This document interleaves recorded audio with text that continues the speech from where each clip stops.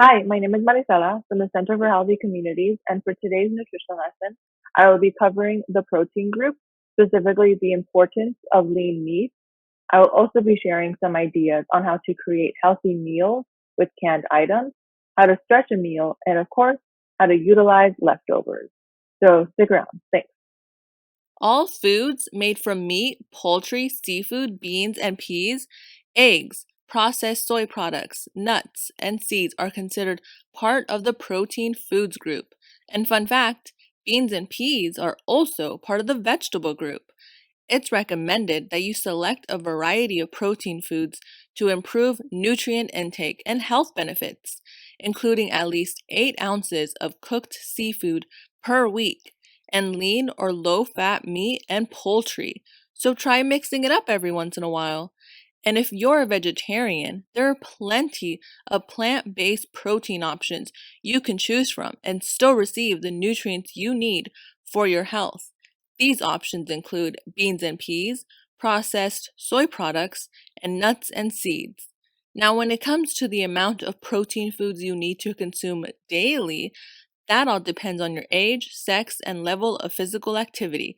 As you can see from the chart, the amount each person needs can vary between 2 and 6.5 ounce equivalents each day. Those who are very physically active may need more. Most Americans do eat enough foods from this group, but need to make leaner and more varied selections of these foods. That's what's important. And for clarification, what counts as an ounce equivalent in the protein foods group?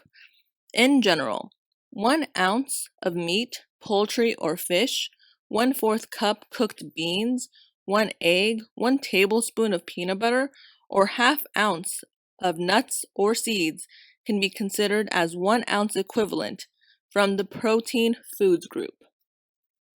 Does anyone know why it's so important we choose lean or low fat protein choices? Yes, it's important because lean proteins will give you all the nutrients you need without risking any health implications, such as raising your cholesterol levels or providing you with high amounts of saturated fat, which is why it's always important to choose lean. For instance, choose lean or low fat cuts of meat like round or sirloin and ground beef that is at least 92% lean. Trim or drain fat from meat and remove poultry skin. And eat seafood in place of meat or poultry at least twice a week. Select a variety of seafood, such as salmon, trout, and herring. What specific nutrients do these lean proteins provide? Foods in the meat, poultry, fish, eggs, nuts, and seed group provide nutrients that are vital for the health and maintenance of your body. These specifically provide protein, B vitamins such as niacin, thiamine, riboflavin, and B6, vitamin E, iron, zinc, and magnesium.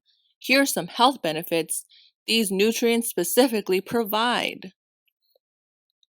Proteins function as building blocks for bones, muscles, cartilage, skin, and blood. They're also building blocks for enzymes, hormones, and vitamins.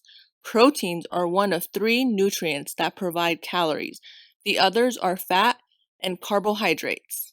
B vitamins help build tissue and aid in forming red blood cells. Iron can prevent anemia. Magnesium helps build bones and supports muscle function. Zinc can support your immune system. Vary your protein routine. Here are some tips to get you started. Number 1, have an egg. 1 egg a day on average doesn't increase risk for heart disease, so make eggs part of your weekly choices. Only the egg yolk contains saturated fat, so have as many egg whites as you want.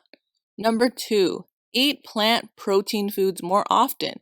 Try beans and peas, kidney, pinto, black, or white beans, split peas, chickpeas, or even hummus.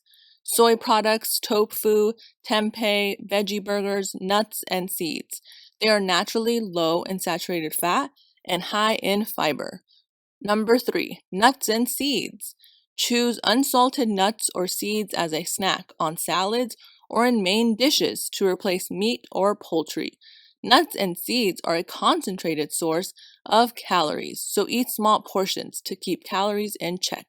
Number 4, keep it tasty and healthy. Try grilling, broiling, roasting, or baking. They don't add extra fat. Some lean meats need slow, moist cooking to be tender, so try a slow cooker for them. Avoid breading meat or poultry, which adds calories. And most importantly, number 5, check the sodium. Check the nutrition facts label to limit sodium. Salt is added to many canned foods, including soups, vegetables, beans, and meats. Many processed meats, such as ham, sausage, and hot dogs, are in high sodium. Some fresh chicken, turkey, pork are brined in a salt solution for flavor and tenderness. Have you ever wondered how to build a healthy meal with all canned items? Well, look no further. My plate highlights the fruit, vegetable, grain, protein, and dairy food groups, depicting proper proportions of each. Shopping for canned fruits, vegetables, meats, seafood, beans, and grain-based soups can help Americans fill their plates with nutrition that is convenient, affordable, and accessible year-round. Don't be afraid to use canned food items. They too provide the needed nutrients a person needs for their health. Stock up on canned vegetables and fruits. Keep canned tomatoes, beans, fruits, and vegetables on hand to quickly create meals or easily boost the nutrition in your favorite recipes. Make your salad colorful. Think canned black beans, chickpeas, mandarin oranges, beets, and other colorful fruits and vegetables which can be easily added to salads. Sip on some soups. Chow on chili. Canned soup, broth, pasta, and chili are easy ways to serve up meals that provide vegetables and beans, as well as grains and protein. Lower sodium or no salt added versions are readily available and taste delicious. Canned for cost savings. Canned food is often less expensive than its fresh and frozen counterparts, plus the longer shelf life of canned foods reduces waste. Build the perfect pantry. Add canned fruits, vegetables, and beans to your cart during each shopping visit to build a versatile pantry. Often, when we cook at home or eat in a restaurant, we have leftovers. To ensure that leftovers are safe to eat, make sure the food is cooked to a safe temperature and refrigerate the leftovers promptly. Not cooking food to a safe temperature and leaving food out at an unsafe temperature are the two main causes of foodborne illness. Here are some safety rules to keep in mind. Number 1, keep food out of the danger zone. Bacteria grow rapidly between the temperatures of 40 degrees Fahrenheit and 140 degrees Fahrenheit. After food is safely cooked, hot food must be kept hot at 140 degrees Fahrenheit or warmer to prevent bacterial growth. Within 2 hours of cooking food or after it is removed from an appliance keeping it warm, leftovers must be refrigerated. Throw away all perishable foods that have been left in room temperature for more than 2 hours. Cold perishable food, such as chicken salad or a platter of deli meats, should be kept at 40 degrees Fahrenheit or below. Discard any cold leftovers that have been left out for more than 2 hours at room temperature. Number 2, wrap leftovers well. Cover leftovers. Wrap them in airtight packaging or seal them in storage containers. These practices help keep bacteria out, retain moisture, and prevent leftovers from picking up odors from other food in the refrigerator. Immediately refrigerate or freeze the wrapped leftovers for rapid cooling. Leftovers can be kept in the refrigerator for 3 to 4 days or frozen for 3 to 4 months. Number 3, thaw frozen leftovers safely. Safe ways to thaw leftovers include the refrigerator, cold water, and the microwave oven. Refrigerator thawing takes the longest, but the leftovers stay safe the entire time. After thawing, The food should be used within 3 to 4 days or can be refrozen. Cold water thawing is faster than refrigerator thawing, but requires more attention. The frozen leftovers must be in a leak-proof package or plastic bag.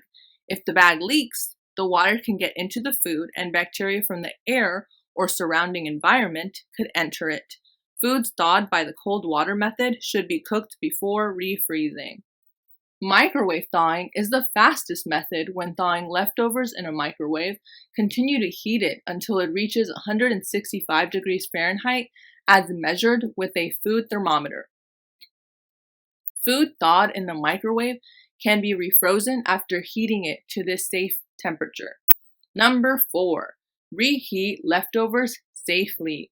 When reheating leftovers, be sure they reach 165 degrees Fahrenheit as measured with a food thermometer. Reheat sauces, soups, and gravies by bringing them to a rolling boil. Cover leftovers to reheat. This retains moisture and ensures that the food will heat all the way through. When reheating in the microwave, cover and rotate the food for even heating. Arrange food items evenly in a covered microwave-safe glass or ceramic dish and add some liquid if needed. Be sure the covering is microwave safe and vent the lid or wrap to let the steam escape. The moist heat that is created will help destroy harmful bacteria and will ensure uniform cooking. Also, because microwaves have cold spots, check the temperature of the food in several places with a food thermometer and allow a resting time before checking the internal temperature of the food with a food thermometer. And lastly, number 5, refreezing previously frozen leftovers. Sometimes there are leftovers. It is safe to refreeze any food remaining after reheating previously frozen leftovers to a safe temperature of 165 degrees Fahrenheit, as measured with a food thermometer. If a large container of leftovers was frozen and only a portion of it is needed, it is safe to thaw the leftovers in the refrigerator, remove the needed portion, and refreeze the remainder of the thawed leftovers without reheating it. Hello all, in this lesson we're going to be talking about handling and cooking meat. The major concern when handling raw meat is cross-contamination, which means that any item or surface that comes in contact with raw meat can spread germs to other foods you're preparing. To avoid cross-contamination, you must wash hands after handling raw meat and its packaging, and dispose of the packaging properly. When you're done handling the meat, you must also clean all surfaces with soap and then use a sanitizing solution. Surfaces include cutting boards, knives, utensils, countertops, and even the sink. Another option for avoiding cross-contamination is to use a separate cutting board for meats. That way, any of your fresh vegetables or other food you prepare will never come in contact with the surface that touched the raw meat. Now, sometimes when we're cooking fatty meats, you'll have excess grease. Be careful about splattering hot grease, which can burn. When cooking ground beef, for instance, wait until the meat and grease has cooled and then drain using a lid of your pan or into a colander. Catch grease in separate bowl and dispose of in the trash. Pouring down the sink can clog your drains. Another important safety precaution when cooking meat is reaching the recommended internal temperature, which will kill off any germs that can potentially make you sick. To check the temperature, use a food thermometer and follow directions on the package. Always insert into the thickest section of your meat, since that takes the longest to cook. Chicken and ground meat needs to be cooked to 165 degrees. For instant thermometers, wait 10 seconds to read the temperature. Other thermometers have different wait times. You will also need to calibrate the thermometer as recommended on the package for accurate reading. Make sure to clean the probe of the thermometer after use, but do not submerge the thermometer in water.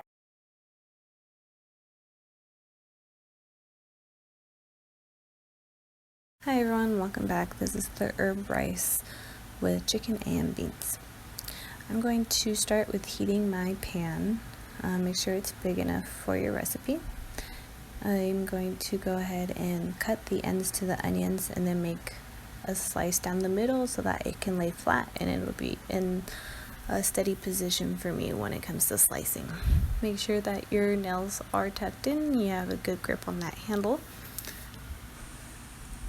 I'm just going to go ahead and add that oil. I'm going to wait for the oil to heat before I add the onion, which isn't going to take long at all.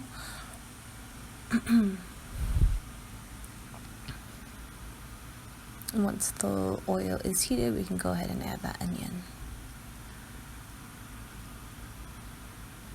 So the onions are not going to take long. They're going to be about 5 minutes. You just want them soft enough or translucent.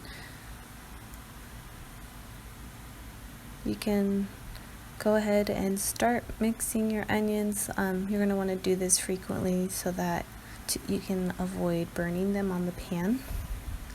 Just make sure you hold the handle to the pan, and when you're done mixing everything together, just make sure you pull the handle back over to the side.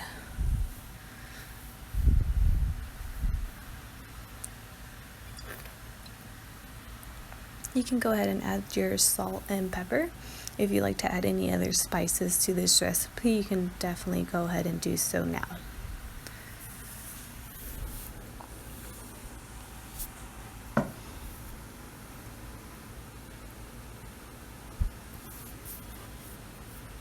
With your remaining onion, you can definitely store that in an airtight container, and it'll store well for a few days or up to a week, and you can just have that ready for your next recipe.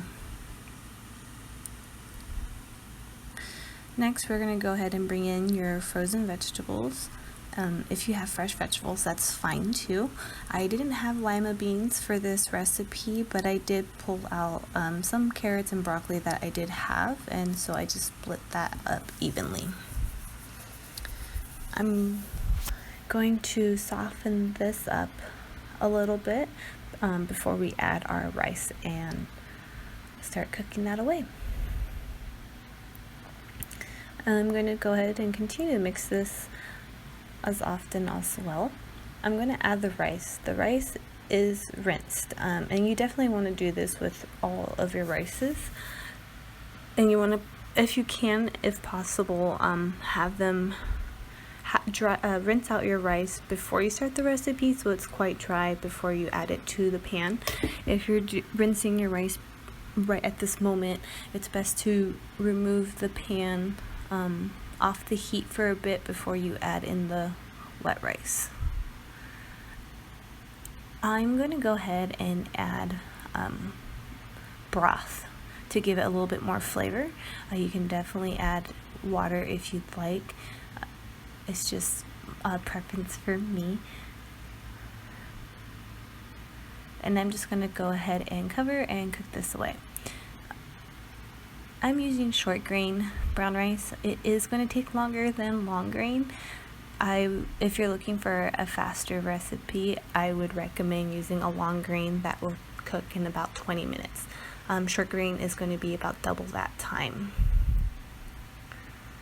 Another great way to make this recipe is also in a crock pot, by throwing your ingredients together, and that's it. You can add your chicken and beans, and you've got herb rice chicken and bean recipe.